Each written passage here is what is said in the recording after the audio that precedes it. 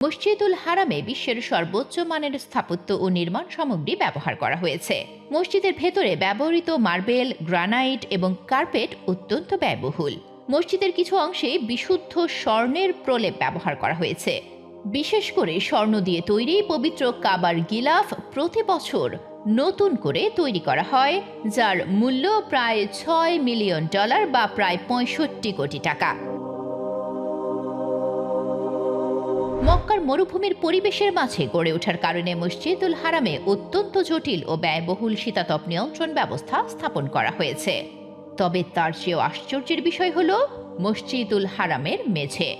এই মসজিদের মেঝে এমন এক মার্বেল দিয়ে আচ্ছাদিত যার বিশেষ তাপ শোষণের ক্ষমতা রয়েছে। ফলে প্রখর রৌদ্রে খোলা আকাশের নিচে কাবার চারপাশে তাওয়াফ করার সময়ও পায়ের তলায় বেশ ঠান্ডা অনুভূত হয়।